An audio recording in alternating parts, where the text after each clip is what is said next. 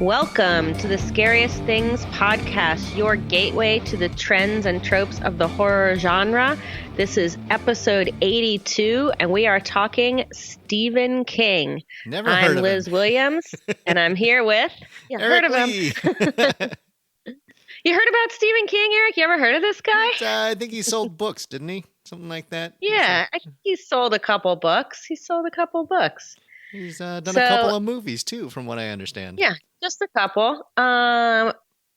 So it kind of 82, and we're just getting to Stephen King. We've touched on probably myriad films in other episodes of the podcast, but here's some Stephen King facts. He is obviously a native Mainer, which anybody who reads or watches Stephen King could probably infer. Excessively Maine. He is he's very Maine. He is a hardcore Boston Red Sox fan. He was hit by a car, and then he bought the car that hit him. Oh. How long ago was that? Did it say? It says 1999. So after Carol. Yeah. After Christine. Christine, sorry. He wrote a musical with John Mellencamp in 2012 called The Ghost Brothers of Darkland County. And on Mental Floss, here's a little summary of it. It's based on a house that John Mellencamp bought in Indiana. And the story is that three siblings were messing around in the woods on the property. One of the brothers accidentally got shot. The surviving siblings jumped in the car to go get help, and they were panicking as they drove. And they swerved off the road and hit a tree, and they died also. And now they haunt the woods by his house. So sounds like a, uplifting musical. From 1992 to 2012, Stephen King played rhythm guitar in a band with other writers. Then the other writers are Barbara Kingsolver, Amy Tan, Dave Barry, Mitch Albom, and Matt Groening. And so, wow, that's a Hall of Fame writing list right there. Yeah, the Rock Bottom Remainders. So he can write and he can play rhythm guitar. And it's rumored he was such a fan of the show Lost that he wrote a tie-in novel. But no, that says it was debunked.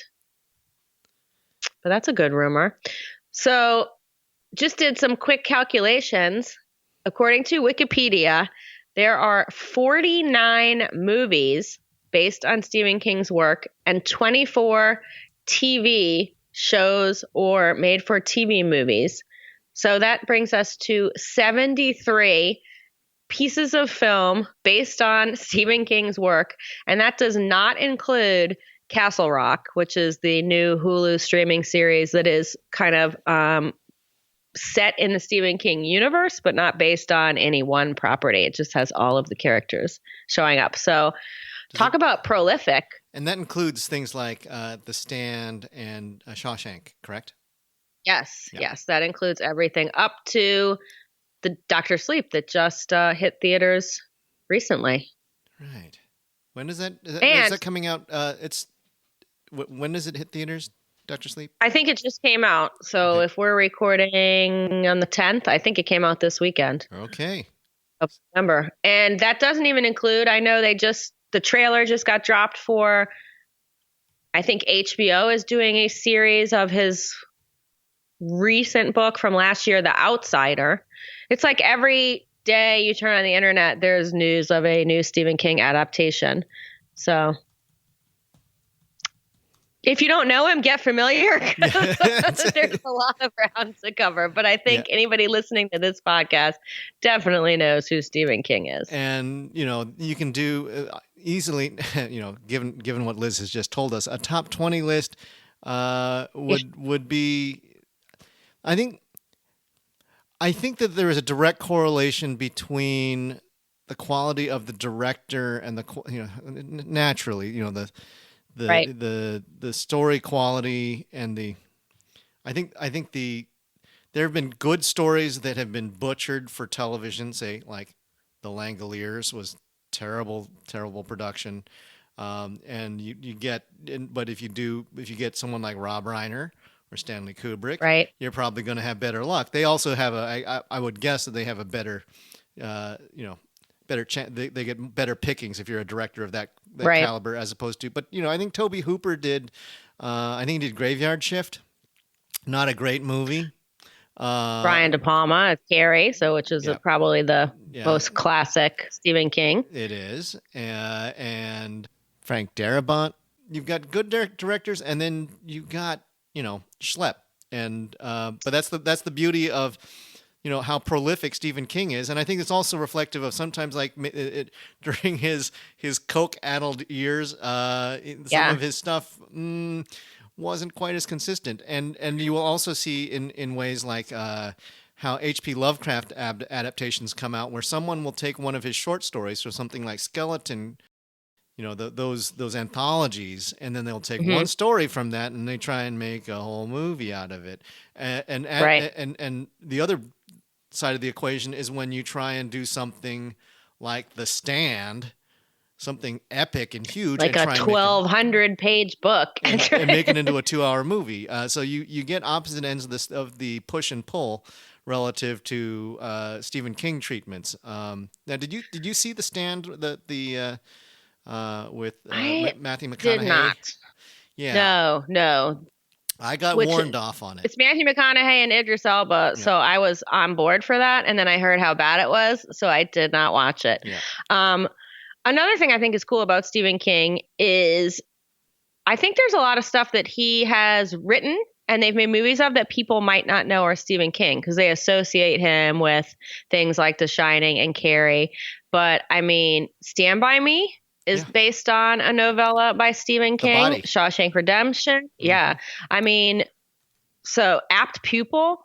Oh So yeah, things that are not really horror, that you would think and just categorize with like straight horror, um, are based on things by him. 11/22/63.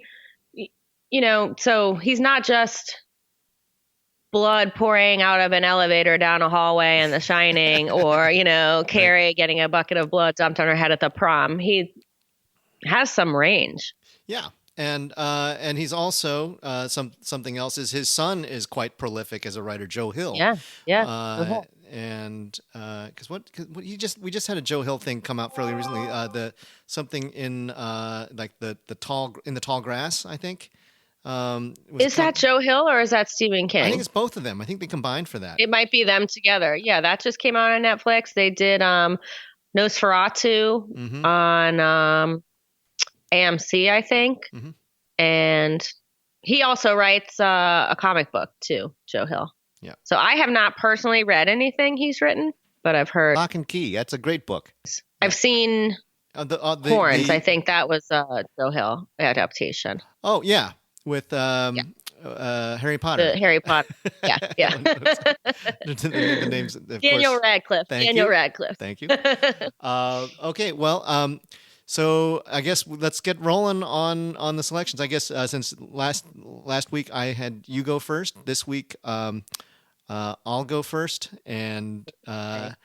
I'm going to get and this is sort of I had to do it before. I talked about this one for the back to school thing, but because I took such an ass whooping for for not talking about this movie, I'm going to lead off with the statement of don't do as I did and don't avoid Carrie.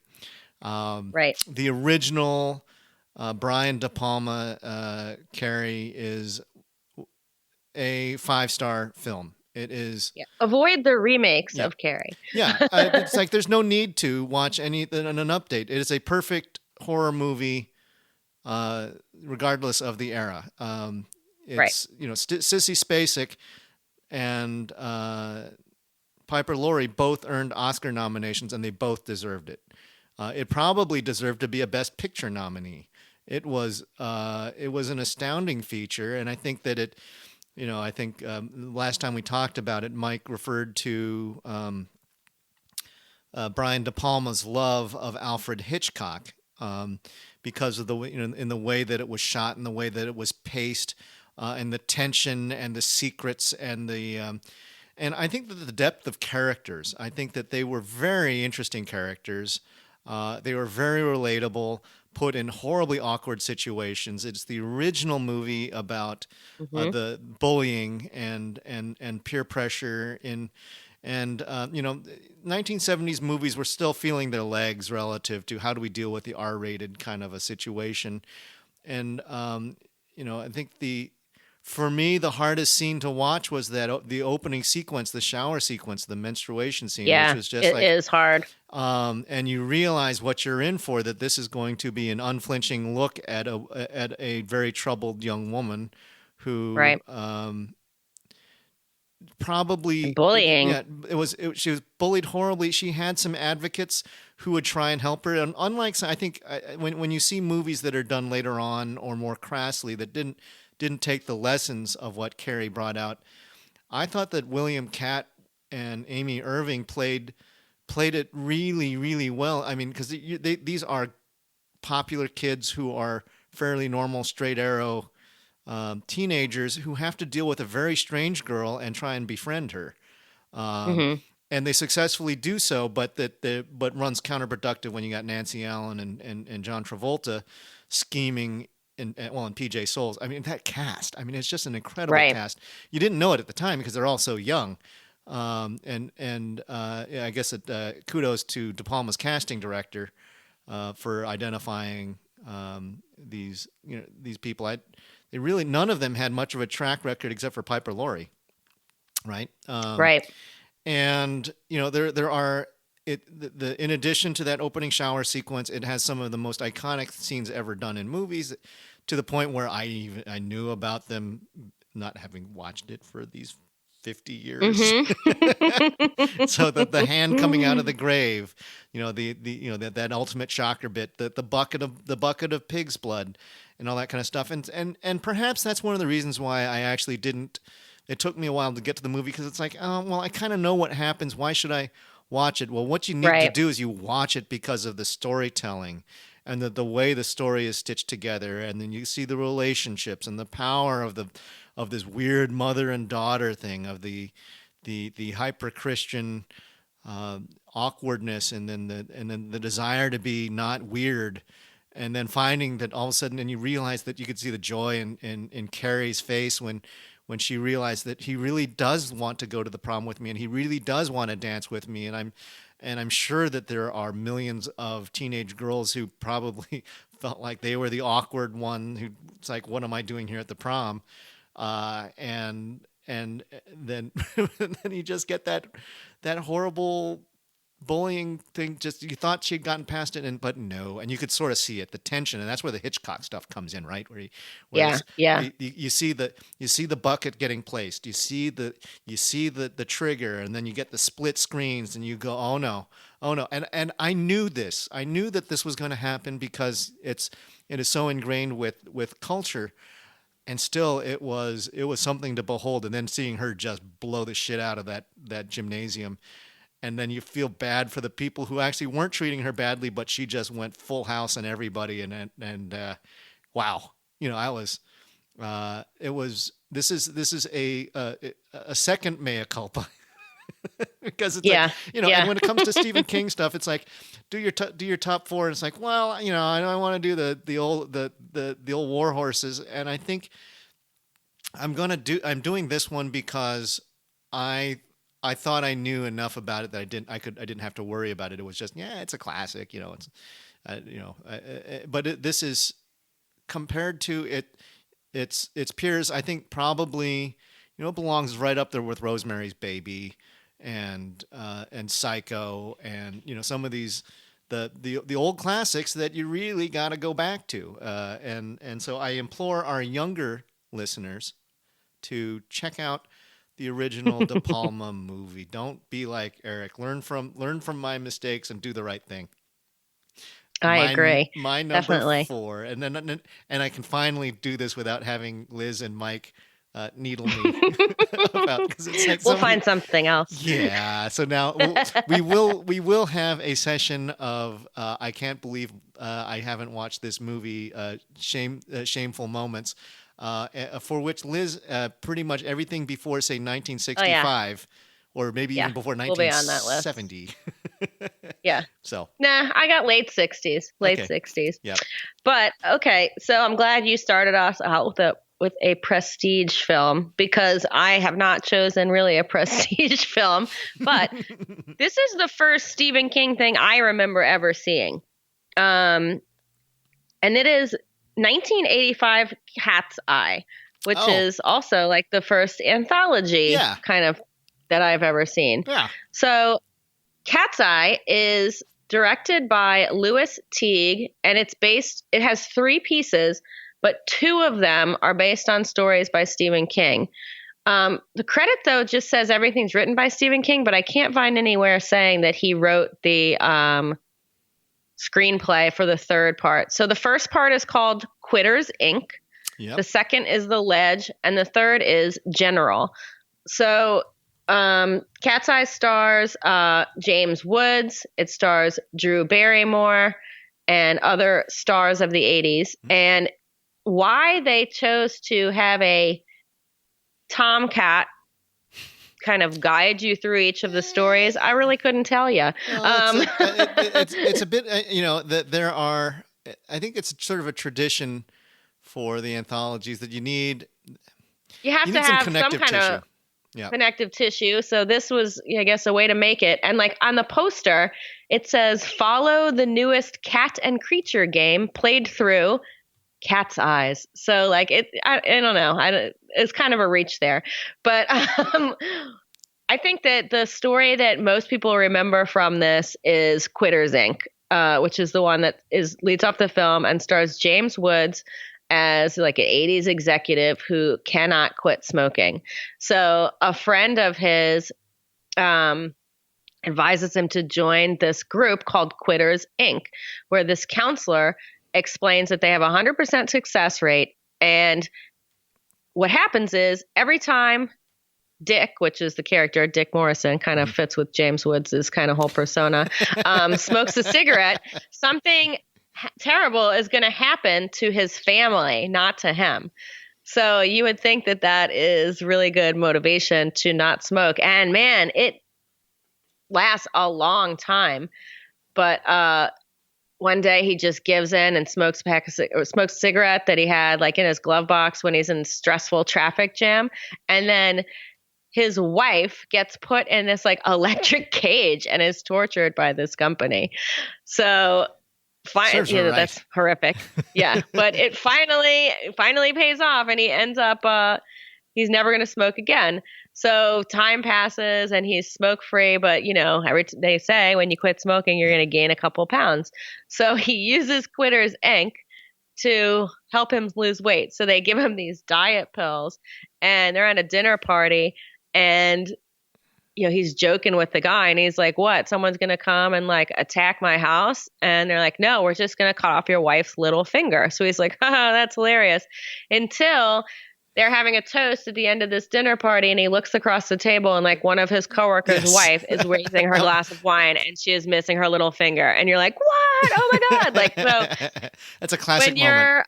It is a classic moment. So that is what I remember from probably being, I don't know, like 11-ish, sleepover time. Someone had HBO. That's when you're seeing all these kind of movies that came out in the 80s. And that one stuck out in my eye, or in my mind. Also, or eye, because it's the Cat's second Eye. story in my eye. Yeah, because Cat's Eye. Second story, The Ledge, not great. But then the third one, The General, has Drew Barrymore, and she's this little girl, and every night she's being attacked in her sleep by a tiny troll that sucks. I love that's okay. That's for the record. That's my favorite one. I love that little troll. Is it? Okay. Yeah. The tiny troll, and the cat saves her from the tiny troll. And it's not a spoiler alert because this is from 1985. The troll finally, in the final battle, gets flicked into a box fan that's by her window and completely obliterated. Yes. That's also one that stands out in the mind of a child of like, oh my God, this is awesome. Like, what happened to the troll? So, Cat's Eye.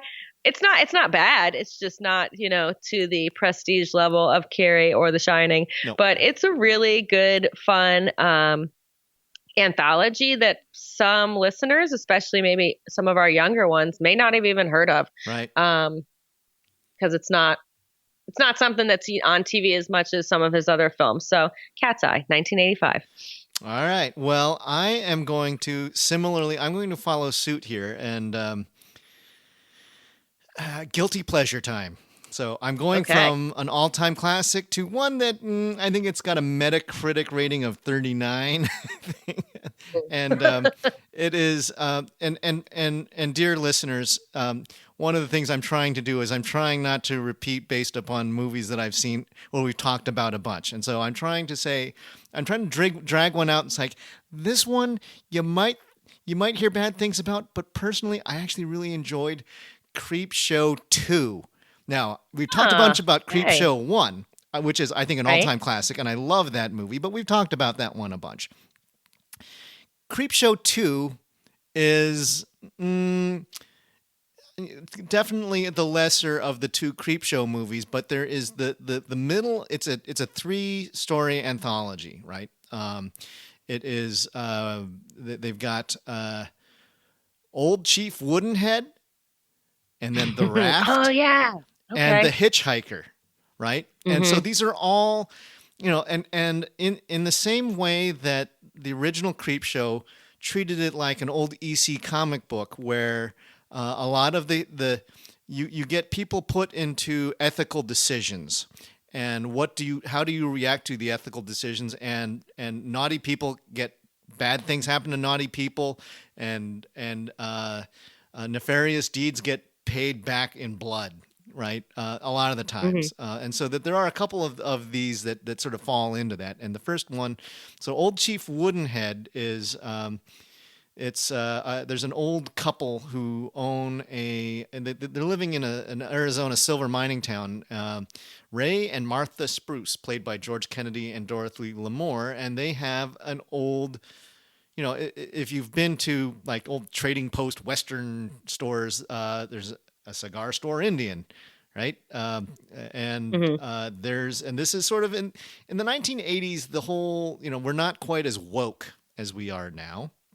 Right. And there was I think a Native American elder named Ben White Moon comes by, and he he visits the store to to trade jewelry, but they his nephews don't like the fact. Okay, so White Moon, the tribe, there's some of the younger members of his tribe who don't like the fact that the Spruces have this wooden depiction of their tribe, and they think it's insulting, and so they rob the store.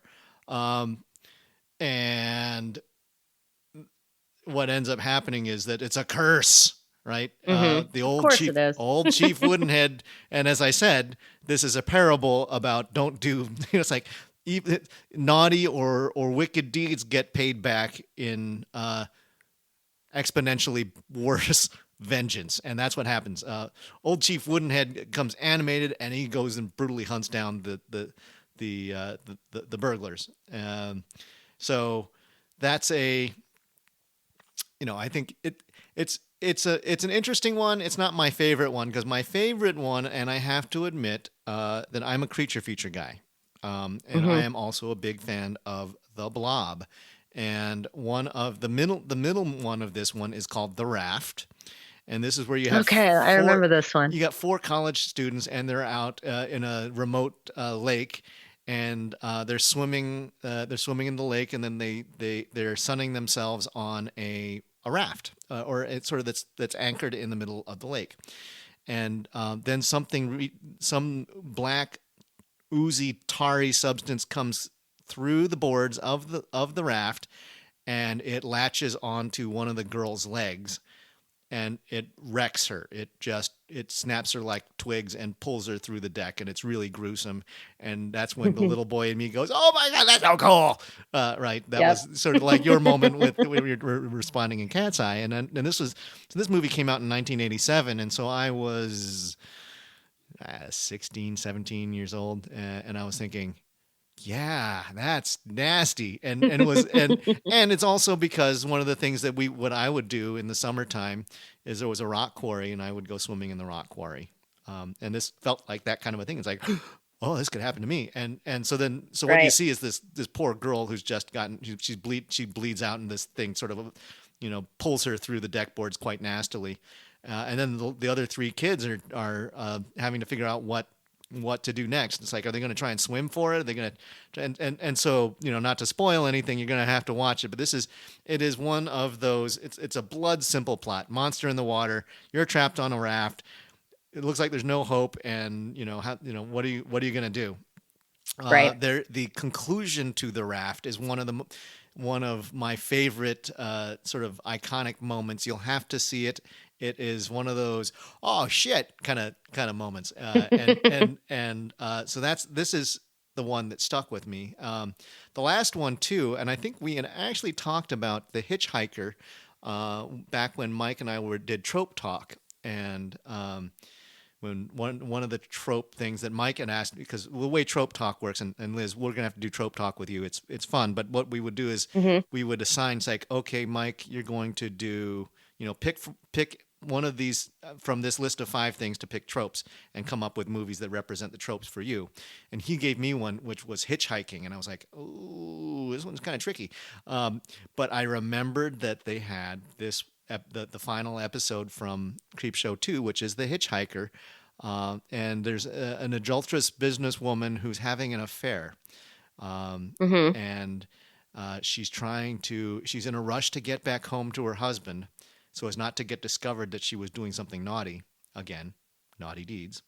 And Hmm. in her haste, she runs over and kills an innocent hitchhiker on the side of the road who was just, it's like, and his statement when he was trying to wave her down, and it's like, uh, "Hey, lady, can I get a ride?" And Nope. bam, and then later on, she keeps seeing, she keeps driving, she flees the scene, hit and run, and she keeps seeing him pop up on the side of the road, and she tries to run him over. She's becoming, now all of a sudden, not only has she been in an adulterous affair, we're having, a tryst on the side. Now she's also probably going down for manslaughter, and so she's running away, and she sees this walking corpse, and she keeps nailing the thing, and it keeps going. Thanks for the ride, lady. And so it's pure fun. It's comic booky. It's very comic booky. It's light. There's none of these 3 stories are particularly deep or have any character arcs, but they are fun in the way that a horror comic book is fun. And so, Right. if you enjoyed Creepshow, I think you give Creepshow 2 a chance. Although I think Liz is telling me that advanced buzz on the new Creepshow TV show not so good yet. Yeah. Not from my house. Yeah, it's out. You And we guys can gave make it your own 2, and they judgment. just they weren't great. They weren't great. Okay, but the 2 movies, Creepshow 1 is broke a lot of ground and has more of the recognizable actors. Creepshow 2, super simple, straightforward stories, but they're fun. That's my number Cool. 3. I like that. So my number 3 is also a super simple plot, and this is based on a book that Stephen King has said he's always been pretty public about his struggles with drugs and alcohol. He doesn't really remember writing this book, Yeah, and we this talked about is his coke-addled years. 1983's Cujo. Um, Oh, yeah, also directed by Louis Teague, the same director who did Cat's Eye. okay. This one stars Dee Wallace and Danny Pintoro, which is the little kid from Who's the Boss, as a mother and son who their car is being repaired by a mechanic. The mechanic owns a friendly and nice, big, cuddly St. Bernard named Cujo. However, he's chasing rabbits and he goes into a cave and he is bitten by a rabid bat.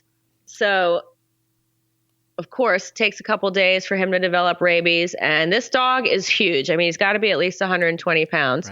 Right. So there's some other like plot stuff where she's having an affair and her husband's off like doing a commercial and work's not going great.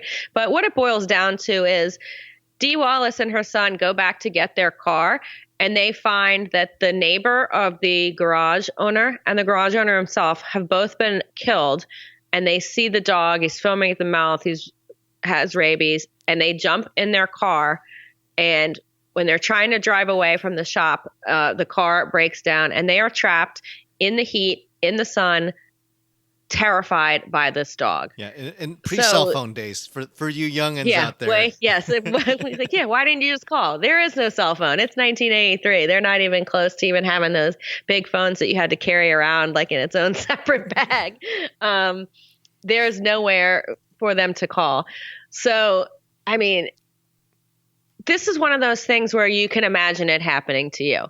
You know, oh, yeah. They're like dehydrated. They're like sweating. I think it even might take place in like Texas or something. They're out. I mean, it is hot and they're trapped inside and scared to death. The kid is probably, I don't know, 8 or 9. So he's freaking out. And they're trying to fight off this dog. Yeah. It is a, as you alluded to, it's a very straightforward plot. But yeah, they try to add some stuff, I guess, to just extend it. But the meat of the story is they're in the car trying to fight off the dog. And it's a big, scary dog. Yeah, it's like kind of they get out of the car and then they got to fight off the dog again. So yeah, it's a bloodbath. And one of those. Anytime that they have the Pets Gone Bad movies, you go, "Oh, Cujo!" Yeah. But the dog is huge, but he is so cute and so sweet before he becomes rabid, and super scary. I mean, he's enormous. That book, the book cover, is one of the great book covers. I don't even know if I remember. Google that, but it's his teeth. And it says Cujo. And it's like, and I remember as a kid going, oh God, that book looks so scary. Yeah. Well, the movie poster is just like a fence, like a white picket fence, like idyllic, American plainsland with Cujo written in like dripping bloody letters. Right. So it's less informative about what you're up against. What it is. Yeah. What you're up against, that it's a dog. It's short, sweet, to the point. It's terrifying. You could picture it happening to you. I think that kind of Stephen King is at his best when that's what he's doing. I know he says he doesn't really remember writing Cujo, but sometimes you don't need an elaborate plot. I think it also really absolutely. You. This is sort of a sweet spot, kind of a book length for translating to a movie. There have been a few of these. I think Cujo, Christine, Misery. Carrie, they're all the under 400 pagers. Right. And as opposed to, let's take it and make it into 2 movies. I applaud them for what they achieved with it. We're not going to, I don't know if it's not on my list. No, it's not on my list. Because we figured we've talked a bunch about it, but yeah, this is a more easily adapted thing, particularly for an inexpensive movie. You don't need to do a gigantic budget for Cujo. Right. Yeah. It's actually, so in 1983, the budget was $8 million, which got an 83. It's probably a lot, but it made $22 million at the box office, which also in 83 is a lot. So, pretty much tripled its money. It did pretty well. And I think it's still a classic, but also one that's just, I don't think as seen as some of the big ones. Yeah. And it's also, you say it stands the test of time? I think it does. Because I just think that's always something that's going to be scary. It's primal. Yeah. All right. So that's not my number 3, so Cujo. My number 2 is another one that I think doesn't get a whole lot of buzz, but it features 2 great actors. This is 1408. Starring John Cusack and Sam Jackson. Although largely it's a John Cusack movie. And, this is one of those kinds of movies. Now, Stephen King will do this on occasion where he makes it somewhat autobiographical in his frustrations as an author. The lead character is Michael Enslin, who is an author. Surprise, surprise. Hmm. And he specializes in paranormal investigations, writing books about visiting haunted sites, haunted lighthouses, haunted hotels. But he's a burned out cynic, and he had higher aspirations, but he's fallen into a pattern where the fans want him to generate the same kind of thing over and over again, which is a very Stephen King kind of a discussion. I think that Right. he oftentimes will lament that he gets pigeonholed. I don't know how true that is. He's got so much money now that he could probably do whatever he wants. Hmm. But the expectations for, and I think that we talked about this in a podcast a while ago, that he would get some blowback from fans if he ventured off doing some fantasy books, and they went, we Right. don't We want talked you to about do this that. in connection with Misery. Right. And so, but he's a guy. So Michael Enslin is someone who really doesn't believe the ghost stories that the hotel uh, innkeepers tell him, and they open up with like an older couple, and they go, okay, so this is the hotel room where we think where she killed her baby, and we think this like and people have a hard time sleeping in this room, and then he'll go up and he'll spend the night there, and he'll go, yeah, they serve a good continental breakfast in the morning, but no ghosts. Hmm. Not very scary. And then his conclusion is that a lot of these people um, spin these stories because they're roadside attractions. They need they need to rent rooms, and they think that will help them out. Then getting pushed out by the Best Westerns and the travel lodges of the world, instead of stopping at their little places. Well, he eventually gets a postcard from a big New York hotel called the Dolphin, and it says, "Don't stay in room 1408." And so he does some research, and he finds out that there's been 22 uh, bloody deaths in room 1408 in this hotel, and he goes, "Well, I'm going to room yeah, 1408. I got to check Yeah. this out." And then and when the hotel says it's not available, and he goes, "Well, make it available. What day? You name the day, any day of the year," and they say it's not available. And he eventually gets his publisher to pull out some sort of a legal ruling that says that it actually is a civil rights thing that says if the room is if the room is available, you cannot discriminate and tell someone who is willing to pay for it that they can't use the room.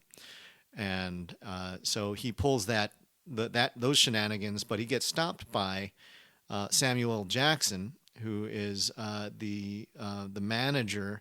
His character's name is Gerald Olin, and he pulls him aside to his office, and there's this one of the greatest bits of movie expositional discussion, where they sort of lay out all the history in this back and forth between two great actors. Hmm. Two of the most intense guys you will ever run into, and I think Cusack's playing the cynical. It's like, hey, don't try and run on scam on me. I've heard these same stories 1,000 times. You don't want me here because you're trying to butter this thing up and make it scarier. And he goes, no, and Gerald says, no, I really don't want you to do this. We will give you the penthouse suite. We will give you an upgrade. We will give you Knicks tickets, whatever you want. Don't we don't want you to room in 1408. And he goes, that's all. It's like all the upsell. And eventually he plays hardball, and he actually gets into the room. And Michael starts, he walks into the hotel room, and he goes, it's just a room. It looks like, and he starts, his cynical side starts going, well, it's these classic oil paintings. You see them everywhere. It's the fox hunt. It's the clipper ship on the ocean, and it's Hmm. a mother and Traditional, daughters. like, Yeah, yeah, hotel room art. yeah. And he goes, it's all very banal and uninteresting. And he said, it's like, so where's the scares, folks? and then but it doesn't take long. Right. And it starts with little things, as all haunted house kind of things do, where you end up with it's like, hey, where did these mints on the pillow come from? I didn't put mints on the pillow. And then it's like, hey, how come the toilet paper is now been turned over? And he goes, all right, you guys hiding in the closets, and that kind of thing. And he starts looking around, but then he gets injured in the process of just sort of snooping around, and it clearly, the audience can tell. It's like, all right, here we go. Room's turning on him, and then the bathroom water turns into boiling water, and when he's trying to wash his hands off, and then he realizes he's in trouble. But then he can't. He's trapped, and then the room, it just turns into a descent of madness and total hotel revenge. And Hmm. the I think one of the very interesting things that I spotted a few times is it actually has, how in movies you see sometimes countdown clocks where all of a sudden Right. like there were a couple of the jump scares that they had, which were the radio alarm would turn on and come full blast, and he would it would startle him, but then it would switch off from being a clock to a countdown timer. And I looked at it and it was like 45 minutes in, and I checked the timer on my on the Blu-ray, and it was like, and there's 45 minutes left in the movie, and lo and behold, they actually were doing an Oh, accurate tracking of the real time events, and I thought that was so cool, that is cool. because you normally don't get that. And and the other thing is that they would play the same song. He would get tormented by "It's only just begun," Yeah. and it's just sort of, it's an announcement that the room is just going to keep torturing this poor guy. It was great. It was, That one is an underseen one. That's a good choice because I've only seen it once yeah, and I should go back to that one. yeah, because I think it isn't. Well, again, it's sort of a haunting kind of a thing, and at the Yeah. time that it came out, and I didn't write it down here, but what year did 1408? I'm going to pull that up right here. Because and that it, John Cusack is not someone you, 2007. yeah, so it's, Yeah. fairly recent vintage. Yeah. It Yeah. I think it probably should have gotten more buzz. It didn't get, it's a Universal picture, so it should have gotten.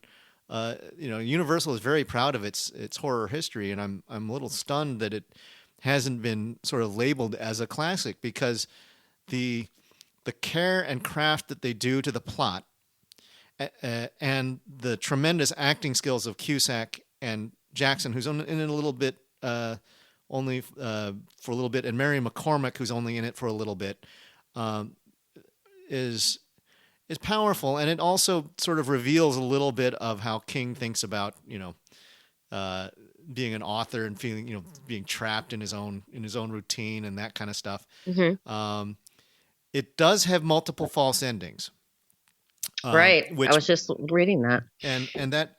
that's probably my only criticism of it is it's like head fake, another head fake, Hmm. and then you go, is this the real ending or is this the real ending? And actually, I watched the two. So I binge watched this as part of my preparation for this episode, and so I also watched the alternate endings, and they have, like, I think there are three. So they've got two other alternate endings, and each one of them would have been Wow. interesting. So I thought, yeah, this was one that, I started looking at the Stephen King movies, and it was like, well, which one should I, is there anything that Right. I'm missing? And it's like, I'm missing 1408 from my, it's like, and I guess it just never, it wasn't marketed well. And so I didn't really know much about it, but I was like, oh, I like both Cusack and Jackson. So that was great. Yeah, I remember it having like really cool special effects, but maybe it's also kind of lumped in with nope, there's one Stephen King set in a haunted hotel, and that's The Shining, and nothing else is going to, you know, you know, no more. Can't have any more. I don't know. yeah. And again, authors, right? Yeah, Because, yeah, I mean, exactly. because, what are the ones with authors? Misery, The Shining. Misery, The Shining, 1408. Oh man, There's, there's there's got There's There's probably some. more. There's got to be more. There's Listeners, definitely you more. can Yeah. we'll do a little bit Put of it on the mucking around. Facebook page when we post Yeah, up the we'll put it on the Facebook page. at some point we're probably also going to do a dead list for Stephen King.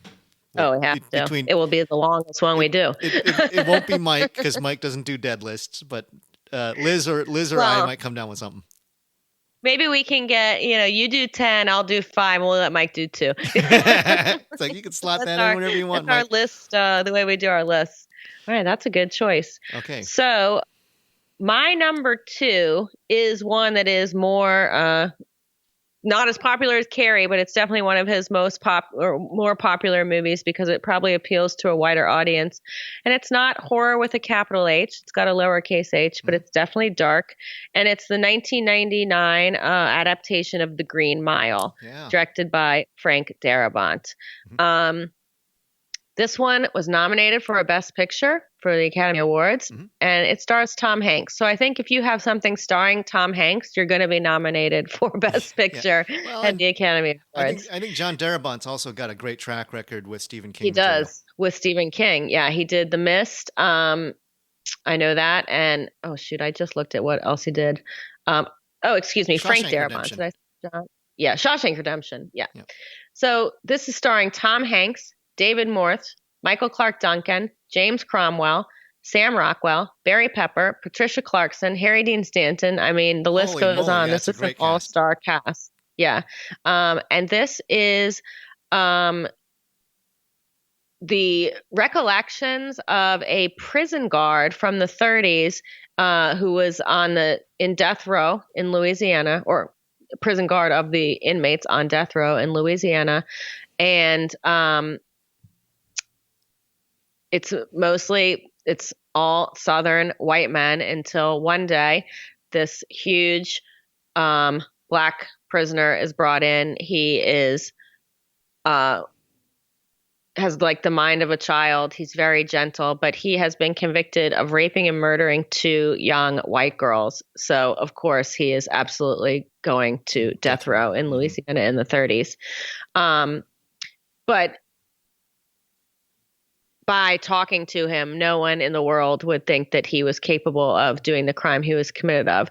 And the character played by Tom Hanks is a prison guard named Paul Edgecombe. And at the beginning of the movie, he has like a bladder infection or kidney stones.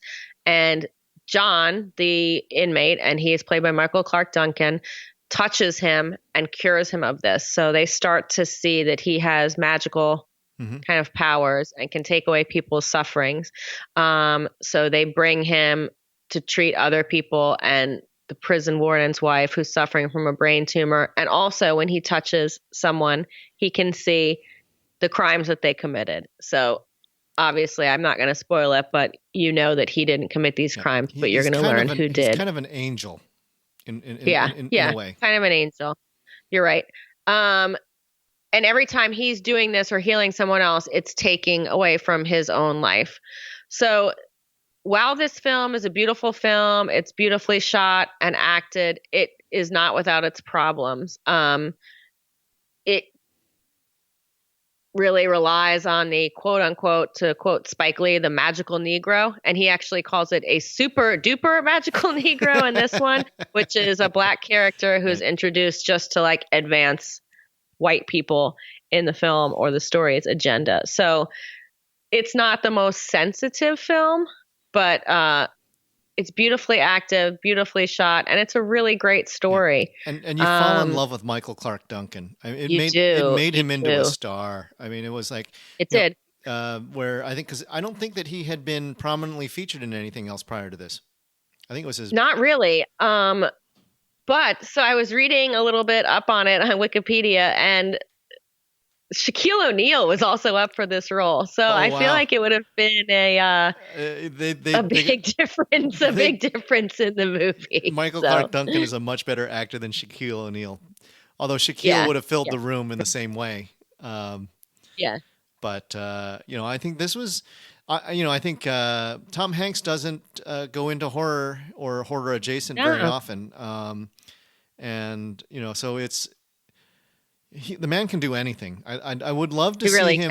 him, to see him in a straight. I mean, he did when his very first movie was a horror movie, which he just played. He was in it. He was a supporting actor, but he is not. Well, and he did a horror comedy, The Burbs, Yeah, yeah, and that was which is one which of is my favorites.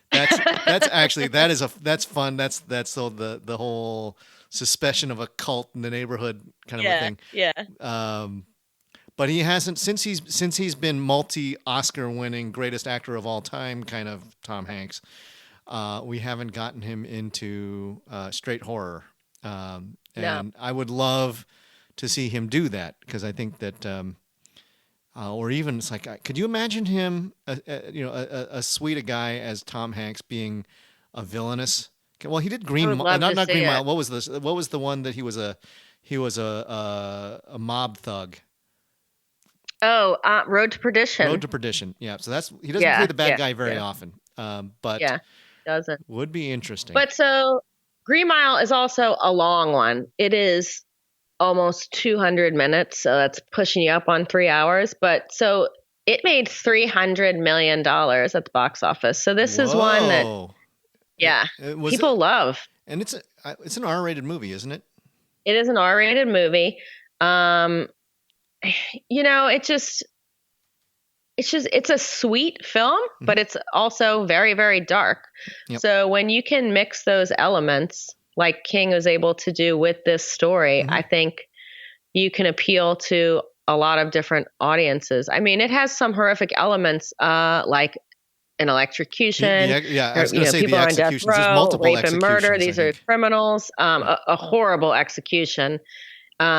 You see some of the prison guards are there just to torture these poor prisoners, where others are there to really, care for these people who Right. are moving towards the end of their life on death row and in this unfortunate situation. Also, it's Louisiana in the 30s. Yeah. I don't think that the prison here right now for death row probably has air conditioning. I mean, we have No. deplorable conditions, and In that's Louisiana. a whole other podcast. But Oh. so it's hot, it's miserable, it's, you know, it Yep. that setting is primed for horrors that Yep. are outside of the supernatural It's kind of horrors. So it's a good mix in this film. 1-2 punch of Shawshank and Green Mile. Not Yeah. surprising, both Frank Darabont movies. Um, if I would, I think that Shawshank Redemption is my favorite Stephen King movie of all time, but it's not a horror movie, so I'm not including it on my list. Mhm. I have a real soft spot, and it's one of those. I think also when they talk about dude movies, this is Yeah. Yeah. Shawshank is one of those, and that put in the hands of the right director, the empathy that Stephen King can write empathetic characters, and Hmm. so long as you get somebody you get actors who can deliver the lines and directors who know how to frame it and set it up and properly script the dialogue. That's I think Green Mile and is great. The Stand is also great in that way. Yeah. And Frank Darabont did the screenplay to this too. Yeah. So he wanted to make this one. Well, so that's moving on to my number one is the other All Frank right. Darabont movie. Nice lead in. Thank you, Liz. Yes. So I am a huge fan of The Mist. I Yep. know that it is a problematic movie for many, largely because of the ending. Hmm. But I have you can see in a way that because Frank Darabont, after he did The Mist, went on to do the first season of The Walking Dead, and Okay. All right. Now so this name I knew it was familiar. so he has a facility with monsters within, monsters without, right? Where Hmm. where Hmm. so the story here, this is it stars Thomas Jane and Marcia Gay Harden, Laurie Holden. Also, who was Laurie Holden was in Walking Dead. Also, Hmm. Jeffrey DeMunn, who's he's also another veteran actor he was the older guy.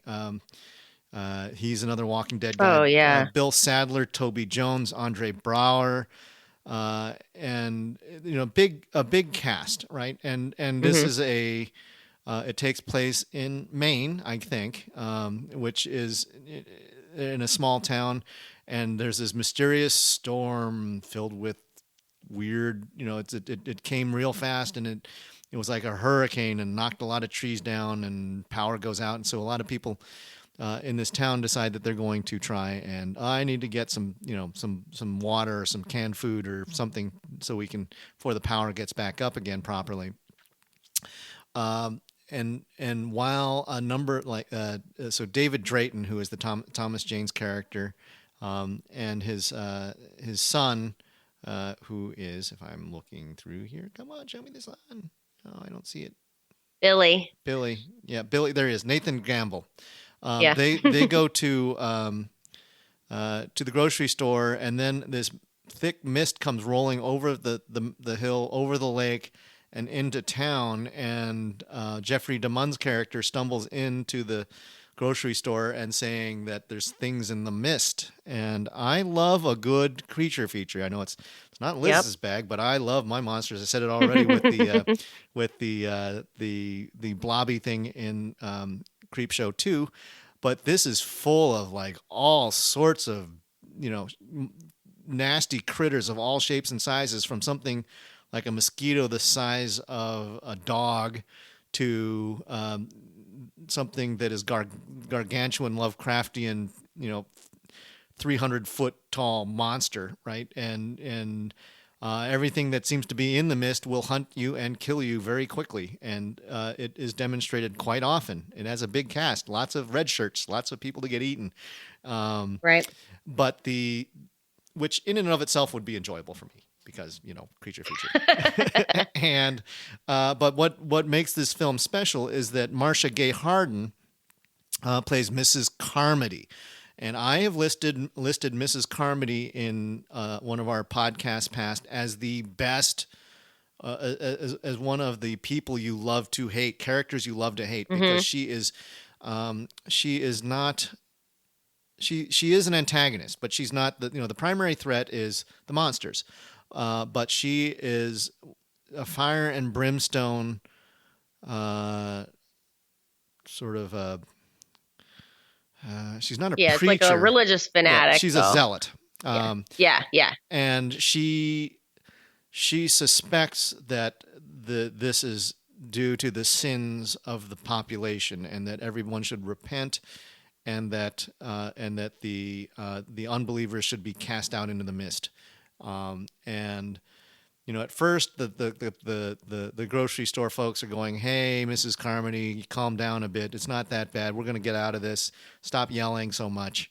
Uh, and then as the population of the grocery store dwindles because of monsters, there's like monsters break in through the glass, and then monsters come in through the warehouse, and people try and run out and try and get away, and they get snatched up, and it's all quite impressive. And Mrs. Carmody leads. She eventually wins at least half of the grocery store to her side, and then you realize there's going to be a brawl for it all, and at that point, desperate measures, and it is that ratchets up the intensity because it gives you no safe harbors. I think it was sort of demonstrated, I think, in other movies like Night of the Living Dead, where you have some internal conflict where, some of the people are just like they don't agree on things, but the general consensus is the things that are outside are more dangerous than the things that are inside. At this point in this movie, it's hard to tell where the real danger. Well, there's danger in every corner, and that made it Hmm. fantastic. And the story arcs are great. I think that watching.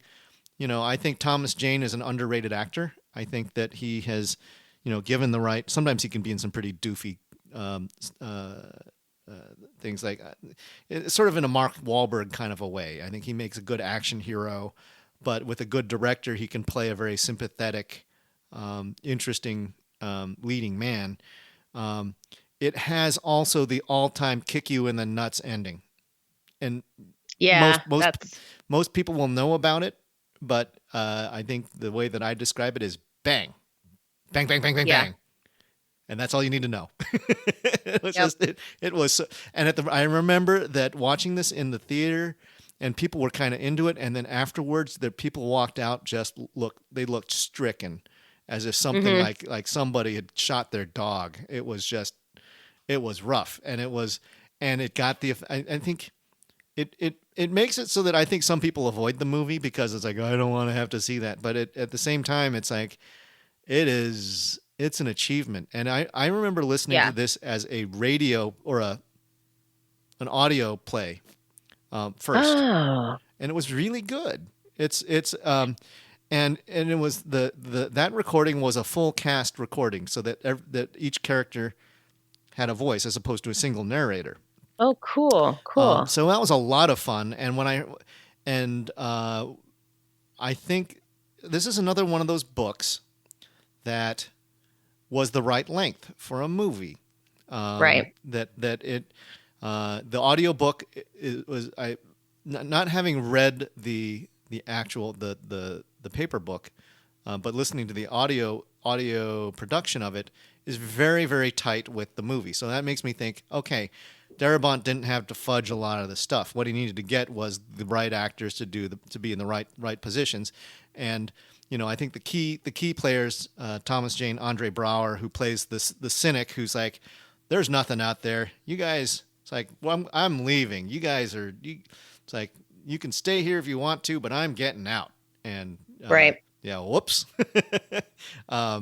So, anyways, I love this movie for a number of different reasons, but I also know that some people just have an aversion to the dramatic ending. So, Right. yeah, Good choice. That's your number one. Okay. number one. My number one is not based on anything Stephen King wrote, but it is an original screenplay that he wrote. And I feel like it's not a guilty pleasure, but I don't know if anybody loves it as much as I do. I don't know if it's like that great. And it's also a made-for-TV miniseries that came out in 1989, and it's called The Storm of the Century. Oh, really?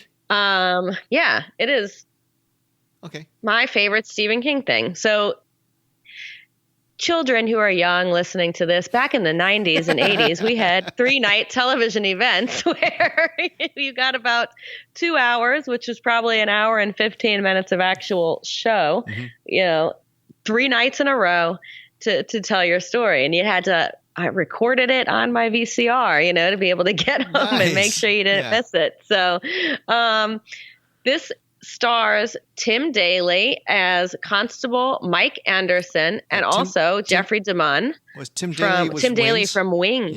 Yeah. Also Jeffrey DeMunn as their town manager Robbie. It takes place in Maine, and it's a fictional island called Little Tall Island, but that is also the setting of Dolores Claiborne, which was one of King's other novels. And it's off the coast of Maine, and there is a really powerful storm coming. No one can get off the island. Power is going to go out. It's snowing. It's, rain, wind. And while trying to deal with getting everybody safe for the storm, a resident of the town is brutally murdered by a stranger to the town named Andre Lenoge, played by an actor whose name I'm probably going to mispronounce, but I think it's Colm Feore. He's French Canadian. Yeah. You'll recognize him if you look up his name. You've seen him in tons of stuff. So he's this stranger that's come to town, murdered someone, and they of course, arrest him. He's not hiding. They go get him, putting him in a holding cell. And, he's trying to, Tim Daly, Mike Anderson, is trying to figure out what is going on, but he's also dealing with the stress of this storm. And this guy keeps saying, give me what I want and I'll go away. Give me what I want and I'll go away. Well, he's just sitting there while they're dealing with the storm. Another person on the island kills themselves, and all of the town's children, there's only 10 children on this island, go into this weird catatonic trance. Oh, boy. So, yeah, they start to realize that this guy is probably not just your average killer. He's some kind of supernatural being. So he says he wants one of the children they have to select which one because he turns out to be this like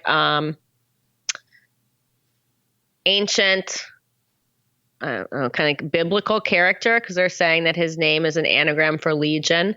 And so he cannot carry on his work forever. He needs someone to pass it on to, but he can't choose them. He has to be given them. So the town now is in the midst of a storm. They're all like in a shelter. Their kids are catatonic. They've just had a murder. And this guy is now saying, okay, you're this small, tight knit community. You need to pick one of your children to give to this guy that you don't know what he's going to do with them.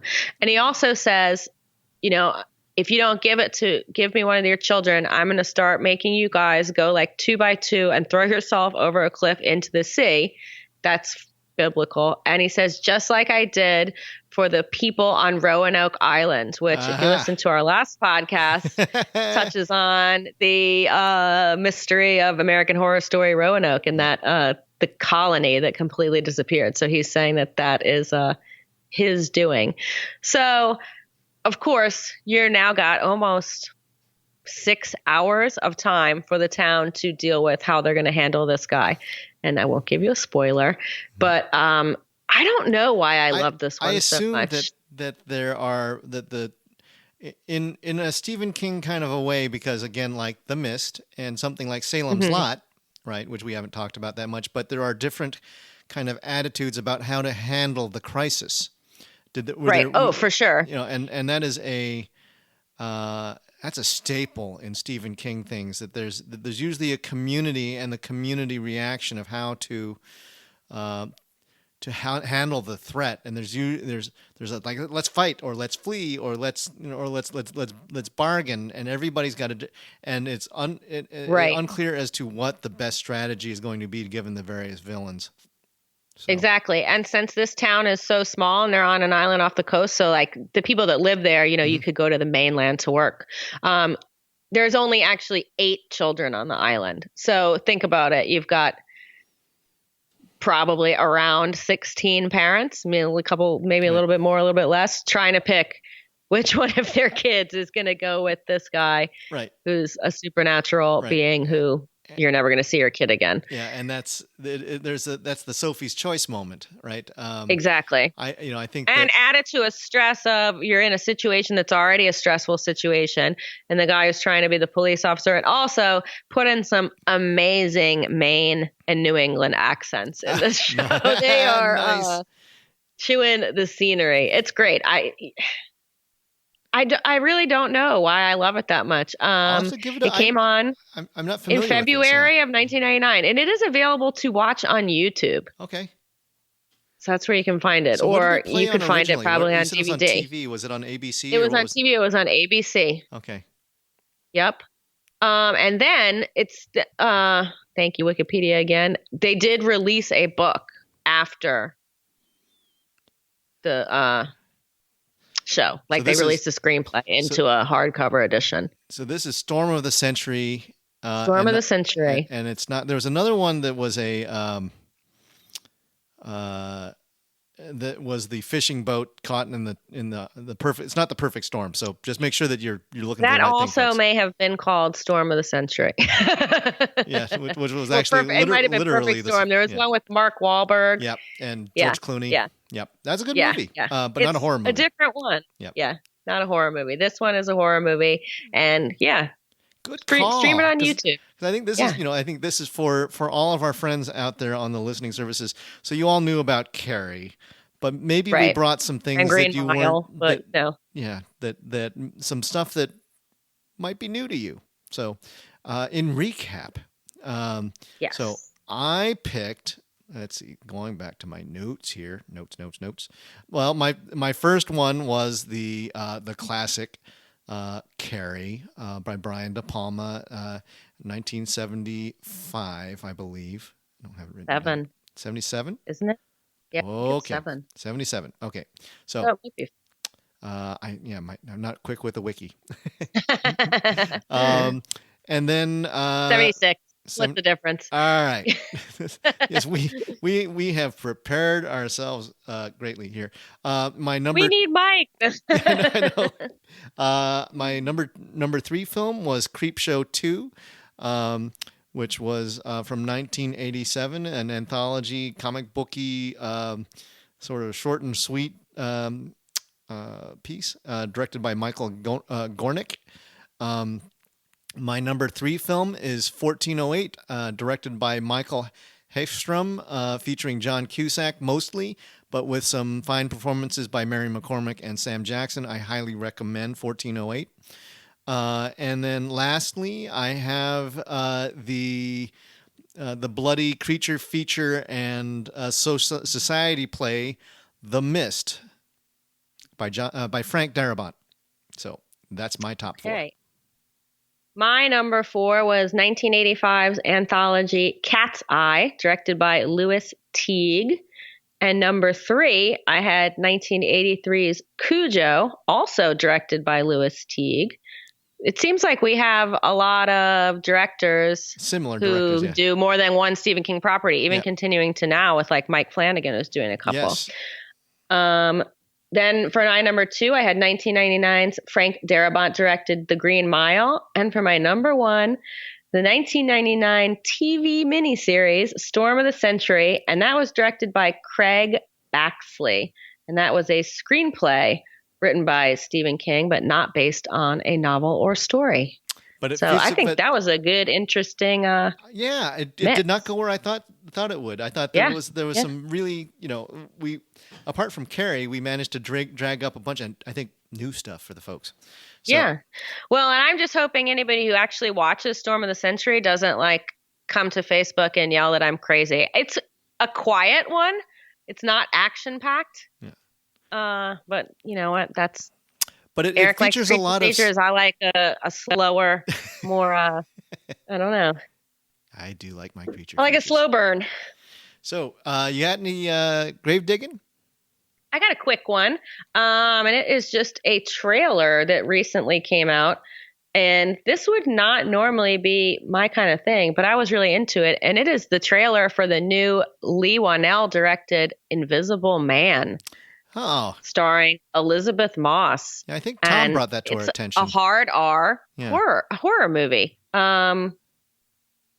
It looks really cool. Okay. I turned off the trailer halfway through because this trailer is almost 3 minutes long. I don't know. I got like a bone to pick with the trailer makers. They're giving too much stuff away. So I don't want to know everything. But I like the vibe. I really like Elizabeth Moss. I like Leigh Whannell. So yeah, I'll probably be there for that. It's coming out in February. So it could either be crapola that's getting dumped in February or for the past couple of years, we've had some good stuff coming in February. So maybe that's a new trend for you never know. winter movies. It'll be good. I think Get Out came out in February. So yeah, and the last couple M. Night Shyamalans, take Split. That as you will, but like Split. Glass and Split both came out in late January, early February. But that used to be kind of a dumping ground for. But now you need to find your elbow room nowadays. I think that the summer gets so packed that you just you if you're a genre niche movie, you want to find a place. It's not I think like Deadpool. I think was a February movie. I mean, you can be successful in February. So maybe it's riskier things that you don't know who's going. It's not stuff for kids because they're in school and not going anywhere. Right. But us horror fans will be there no matter what time of year it is. Is this part? This Invisible Man following the H.G. Wells Invisible Man story? I think that they're kind of yes, like the general outline, but they're kind of updating it into like he's probably in a little bit of the like Me Too, Time's Up. He's like a stalker. Oh. That's what he's using his power for to threaten her and make her creeper. Life crazy. She dumped him. So, and I also know should be an interesting take. Universal, they spectacularly landed flat on their face with The Mummy, right? That was right. Like, super. You don't get much more of a hot mess than that. But they also had in the works, I think that they had like a Johnny Depp Invisible Man that they had planned. Is this a Universal picture? You know what? I do not know. Well, take a look at that. I'm in the meanwhile, I'll get my grave digging out, which is a weird one. This is courtesy of a friend of the podcast and one of my coworkers, John Jamiel, sent me a news clip, and he's like, "You won't believe this," and I was like, "Well, we'll see about that." But a little community in Oregon, Grants Pass. I've done a couple of cool projects down in Grants Pass. There's a little production company called Siskiyou Productions, and they were doing a horror film titled "From the Dark." And I read this. I just got the report Yeah. that they had an actress try out for the lead role, Valerie Faust, and this actress who was going by the name of Wynn Reed nailed the audition, and they said basically the lead character knows they're in trouble, and she just nailed the right level of fear. She's a really talented actress, but ran into trouble because apparently this actress, whose real name is Aisling Tucker Moore Reed, I can see why she would change it to Wynn Reed. Yeah, that doesn't roll off the tongue. But apparently she's facing manslaughter charges and now is looking at murder charges for shooting and killing her uncle. So, yeah, that's like... I just read that. A horror movie that had real horror injected into it. So that little, I mean, this is not a movie that really hit our radar. It probably would have been lucky to get to the festival circuit. But it was a horror movie that was in production with professional actors and actresses, and now that one bites them in the butt. So that is that's crazy. Weird. Yeah. Here's a little update. So thank you, Wikipedia. Yes, The Invisible Man was the same one that was supposed to be with Johnny Depp. However, once The Mummy came out and totally bombed, Blumhouse picked this up. They dropped Johnny Depp. The titular Invisible Man will be played by an actor named Oliver Jackson Cohen. He's an English actor and model. But Blumhouse is releasing it with Universal Pictures. Wow. It is part of their universe. So now this adds more now I'm more interested now. And Lee Whannell also wrote it. Well, it's a loose adaptation of the novel. Right. Well, and for those of you who are not familiar with Lee Whannell, he is the co-producer of the Saw franchise. He directed Upgrade, and he's one of the most generous studio professionals out there relative to trying to work with young directors and crew to execute things, and so he is part of what makes Blumhouse. I think it'll be very interesting because Blumhouse typically runs on the mantra of, listen, we'll give you $8 million without question. You can do whatever you want, but as soon as you break that threshold, we're going to take control over the situation, and production will be monitored closely. This is, The Mummy was an extraordinarily expensive movie, and it was a total disaster. Yeah. It was like $150 million movie, and it shit the bed. So yeah, it did. I'll be interested to see what the budget comes out to be for Invisible Man and how that plays out between, because you got opposite ends of the spectrum between Universal and Blumhouse. They have totally different philosophies on how to make a movie. Well, and I'm interested. The actor who is playing is the one who played Luke in the Netflix Haunting of Hill House. So he's very good. Oh, so this should be cool. Well, they're going to save a whole lot of money by not having Johnny Depp in it. Yeah. And you know what? I really like Johnny Depp, but in the past couple of years, I don't know. He's got some issues. Man has some issues. Yeah, but I'm excited for Elizabeth Moss. She's great, and Lee Whannell, awesome. All right. Well, with that, I'm going to take us out with a tagline here from Creepshow 2, which, according to them, is good to the last gasp. I like that one. Nice. All right. So, Mike, if you're listening, hope your family situation is getting better, and we hope to get you We back soon. need you. We don't know dates without you. we need your wonderful insights. So we miss you, buddy, and hope things get better. Anyways, we'll talk to you all soon. Bye-bye. Bye.